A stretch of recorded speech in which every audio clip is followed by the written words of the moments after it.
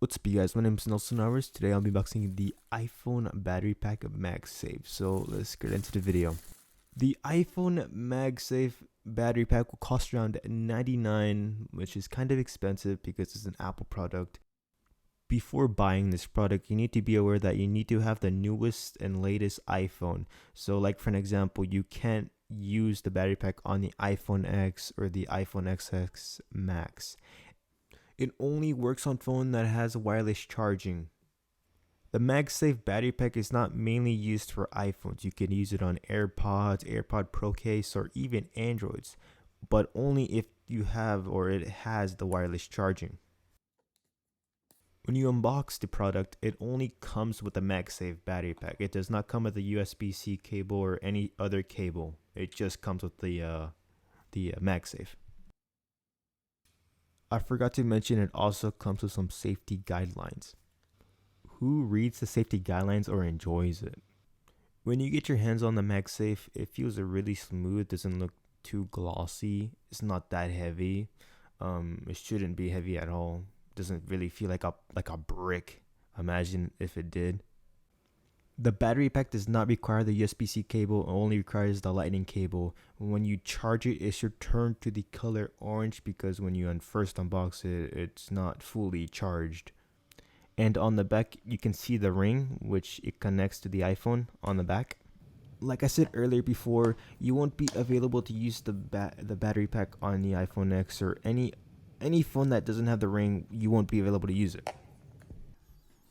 I have the iPhone 12 Pro Max with the MagSafe case. It's not required to have a MagSafe case, but it's just more effective, or I assume it's more like easy to connect. When you connect the battery pack to the phone, you should hear a clicking sound.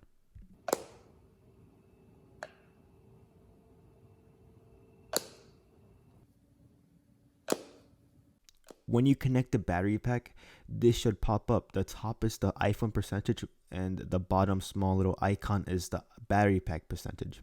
Also, when you connect the battery pack to the phone, if you have the battery widget, it will appear on screen telling what percentage it's at. What I love about the battery pack is that you can reverse charge it. And what I mean by that is that when you charge your phone with a lightning cable, it will also charge the battery pack when it's connected, which is a pretty cool feature.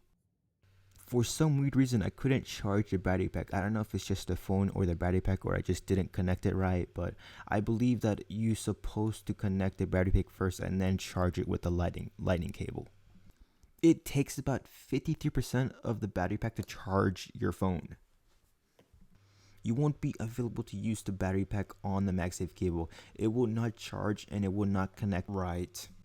But you can use the battery pack to charge the AirPods Pro Max and the AirPods 2. What I think of the battery pack, I like the battery pack. I think it's a good idea. I like it how you don't have to carry a big battery brick with a lightning cable connected to an iPhone. It's so annoying and ridiculous. But I like how it's connected to the phone and you can literally just hold it with one hand, which is pretty cool. I wish it could charge your phone faster and it could last longer. I am not a big fan how big the battery pack is.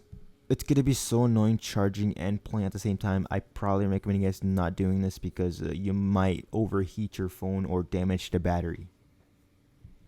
Overall, it's a good product.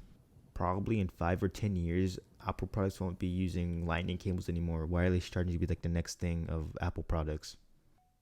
So that's all I gotta say. Thank you guys for watching. If I left out anything or said anything wrong about the product, please comment down below. I don't like giving out false information over my subscribers. I hate doing that, and I don't want that to happen. So comment down below. And other than that, see you guys in the next video. Peace out.